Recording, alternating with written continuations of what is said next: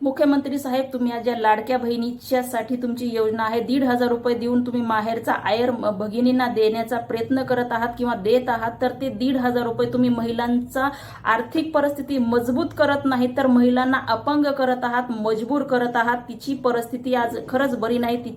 1,500ची सुद्धा या भगिनीला आज तुमची गरज आहे, परंतु तिला तुमच्या 1,500च्या टिकल्याची भीक देण्यापेक्षा शहरामध्ये गावामध्ये सर्वे करा आणि प्रत्येक ठिकाणी महिलांचा जो उद्योग आहे, उद्योग व्यापार व्यवसाय त्यांना चालू करून द्या. त्यांचा पाया मजबूत करा, ना की 1,500 रुपये घेऊन त्यांना तुम्ही मजबूर करू नका. तुमची सत्ता आहे तोपर्यंत 1,500 रुपये त्यांना मिळणार आहे. तुमची सत्ता गेली की सगळं काही संपणार आहे. जर तुम्हाला महिलांची इतकीच तुमची बहीण आहे, त्यांना त्यांच्यासाठी काही करायचंच असेल तर गावामध्ये शहरामध्ये सर्वे करा आणि त्यांच्यासाठी व्यवसाय उद्योग त्यांच्या हाताला काम द्या. ट्रेनिंग चालू करा, पार्लर चालू करून द्या, फ्री सेवा त्यांच्यासाठी शिकण्यासाठी चालू करून द्या. एवढेच नव्हे तर महिला आज खूप कुठल्याही जर महिला सुरक्षित नाही, तिला अंगरक्षकाची गरज पडणार नाही. आणि कराटे हे महिलांना आज काळाची गरज आहे. शहरामध्ये आणि ग्रामीण विभागामध्ये प्रत्येक ठिकाणी तुम्ही महिलांना शिकण्यासाठी कराटे केंद्र ही फ्री सेवा चालू करा.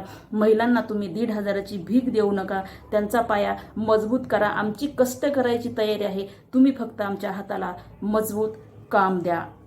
जय हिंद, जय महाराष्ट्र.